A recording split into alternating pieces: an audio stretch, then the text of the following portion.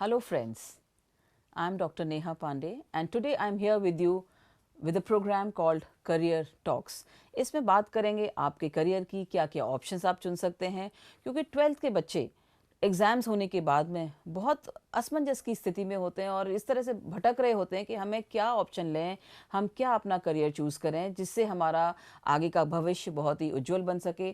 तो हमने सोचा कि ऐसे दो करियर की आज बात की जाए जिसकी बहुत मार्केट में डिमांड है और बहुत एस्पिरेशंस हैं बच्चों की भी इन करियर में। बैंकिंग सेक्टर में बच्चे जो अपना करियर बनाना चाहते हैं, तो उस करियर में बात करने के लिए बैंकिंग इंडस्ट्री में कैसा भविष्य हो, क्या उसके लिए बच्चे को तैयारियां करनी चाहिए, इस विषय पर बात करने के लिए हमने आज अपने स्टूडियो में आमंत्रित किया है सरिता डक मैम को। बैंकिंग इंडस्ट्री में अपनी सेवाएं दे चुकी हैं, तो आई एम श्योर मैम बहुत बहुत अच्छी बातें बताने वाली हैं जो आप सबके लिए बहुत ही उपयोगी होंगी।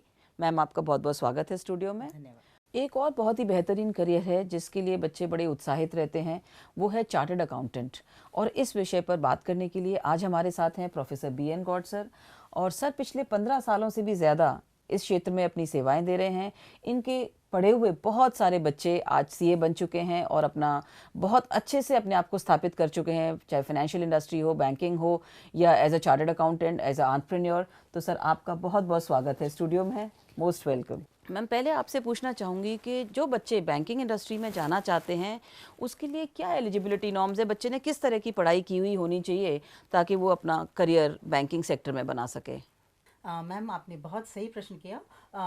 किसी भी तरीके का सब्जेक्ट अगर बच्चे ने ले रखा हो लेकिन वो 12th किया हुआ हो तो वो बैंकिंग इंडस्ट्री के अंदर एब्जॉर्ब हो सकता है एज अ क्लर्क, क्योंकि क्लरिकल के लिए एलिजिबिलिटी क्राइटेरिया है हमारा 12th पास। 12th पास। अगर प्रोबेशनरी ऑफिसर के लिए अपेयर होना है तो देन इट इज़ ग्रेजुएशन। अच्छा, और ग्रेजुएशन में कोई भी फील्ड हो सकता है, साइंस, कॉमर्स और कोई आर्ट्स? सा भी हो सकता है, फील्ड कोई भी हो सकता है, but this is a niche career for the commerce student specially.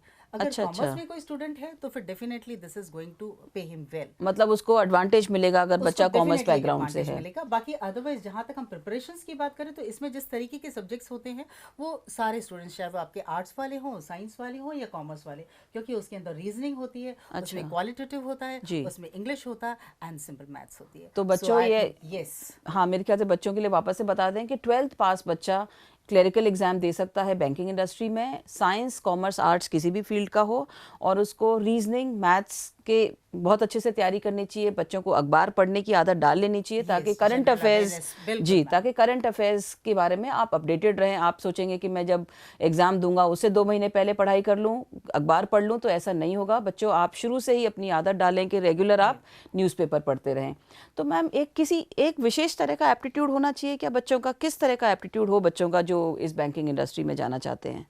Ma'am banking industry के अंदर आने के लिए स्पेशली अगर बच्चा एनालिटिकल पास ठीक हो जी तो बहुत अच्छे से वो काम कर सकेगा, क्योंकि उसको आगे जाकर के क्रेडिट के प्रपोजल्स बनाने पड़ेंगे, उसको देखना पड़ेगा किस तरीके कस्टमर को उसको लोन देना है, किसको जी नहीं देना है, डिपॉजिट्स कस्टमर्स के साथ में he should be very good in interacting with the customers, communication skills अच्छी होनी चाहिए, then he should have a cool attitude, no what you say is a patient, हाँ, पेशेंस पेशेंट होनी विद चाहिए the बिल्कुल। कस्टमर्स, क्योंकि customers के साथ में। जी जी एंड जी besides that of course you need a leadership quality also, because तभी जाकर के आप जो मैनेजमेंट है जो कि बैंक के अंदर बहुत ज़्यादा होता है, क्योंकि आपको पूरी एक टीम को लेकर के अपने साथ में चलना पड़ता जी है। जी जी। सो अगर वो क्वालिटीज़ भी हों तो आपके लिए बेहतर है बैंकिंग तो इंडस्ट्री में मुझे जाना। 2 बातें इसमें जो समझ के आई, that you should love numbers and you should be very emotionally intelligent.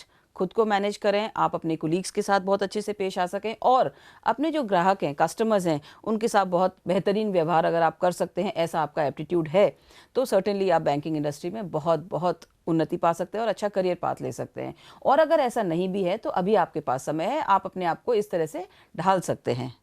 और मैम तीसरी बात, एक जहन में सवाल आता है कि इसके फ्यूचर प्रोस्पेक्ट्स क्या हैं?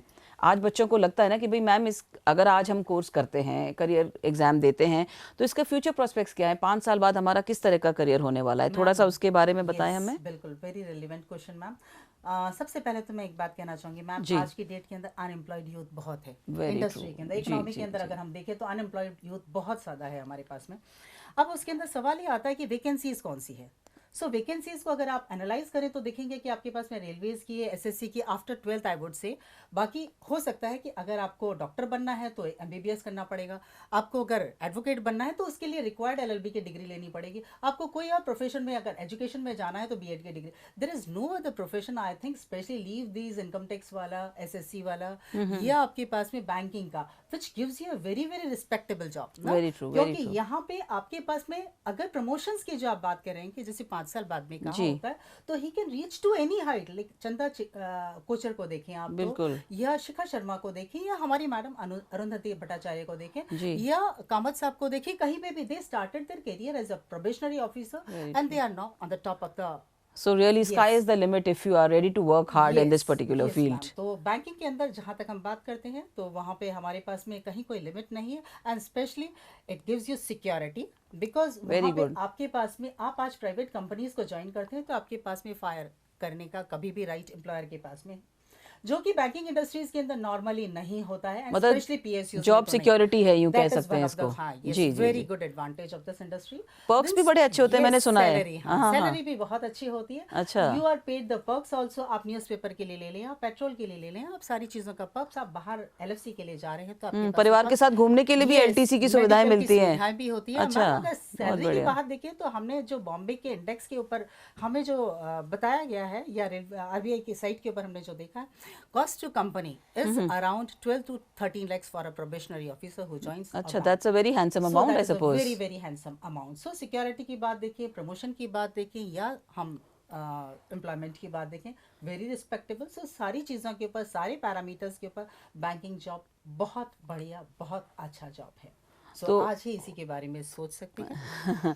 तो मेरे ख्याल से इस बात को हम यूँ एकत्रित कह सकते हैं कि 12th के बाद में बच्चा साइंस, कॉमर्स, आर्ट्स किसी भी फील्ड का हो, क्लरिकल एग्जाम में जा सकता है, और अगर उसने ग्रेजुएशन किया हुआ है तो प्रोबेशनरी ऑफिसर पीओ का एग्जाम देके अपने गंतव्य स्थान को, अपनी मंजिल को पा सकता है। बिल्कुल मैम। और इसी फील्ड में एक बहुत बेहतरीन करियर और है जिसको कहते हैं कि supreme career as a commerce student, जो आप अचीव करना चाहते हैं, अचीव कर सकते हैं, वो है चार्टर्ड अकाउंटेंट का।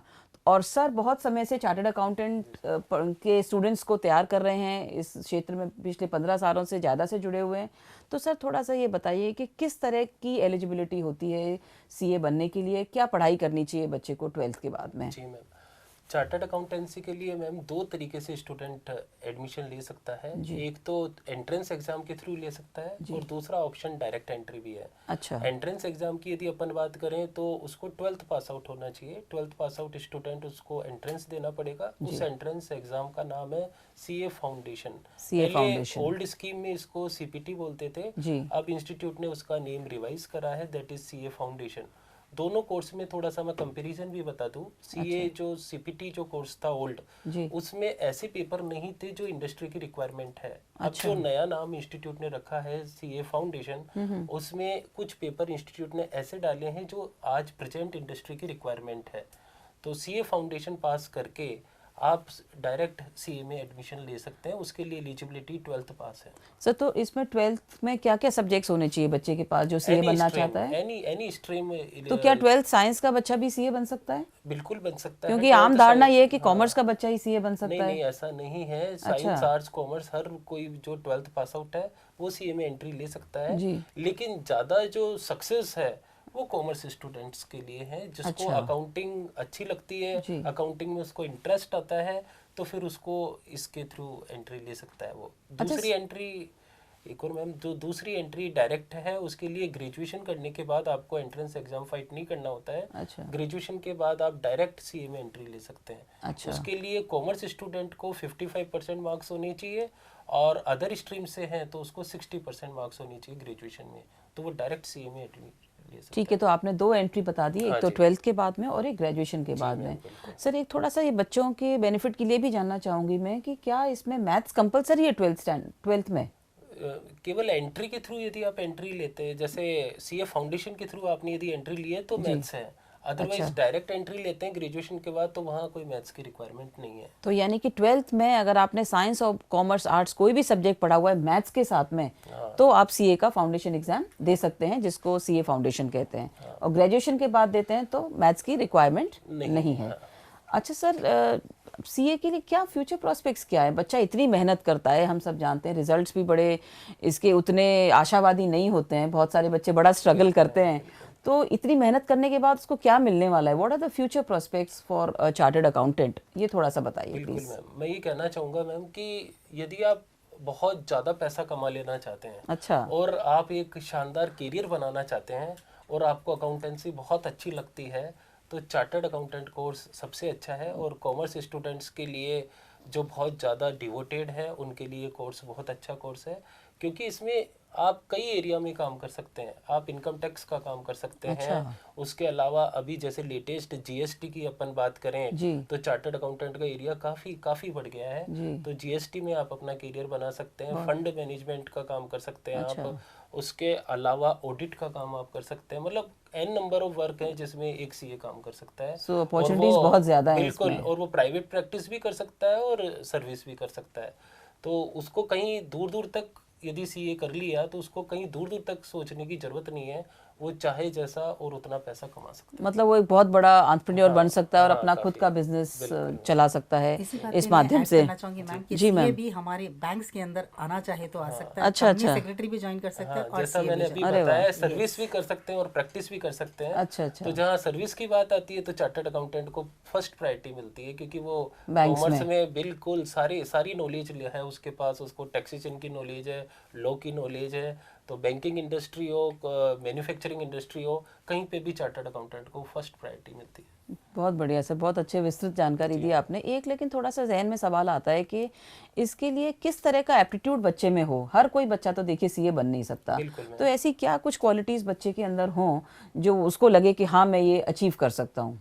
जैसा मैंने बताया मैम अभी, यदि उसको अकाउंटेंसी में इंटरेस्ट है, सबसे पहले यदि अकाउंटेंसी को वो एज अपना करियर देख रहा है, अच्छा। तो उसके लिए चार्टर्ड अकाउंटेंट बेस्ट है। ओके। दूसरा, उसमें पेशेंस है और हार्ड वर्किंग है, तो वो सीए कोर्स कर सकता है। मेरे ख्याल से हार्ड वर्किंग बहुत जरूरी है इसमें, लंबी सिटिंग 10 से 12 घंटे पढ़ लेना चाहता है, अच्छा। हार्ड वर्किंग है, उसमें इतना स्टेमिना है और पेशेंस है, तो उसके बाद फिर उसका जो करियर है वो बहुत ज़्यादा ब्राइट है और वो कुछ भी कर सकता है अपने करियर में, काफ़ी मंजिल तक पहुंच सकता है। तो ये बड़ी अच्छी बात बताई कि बच्चों देखो थोड़ा सा सावधान हो जाओ।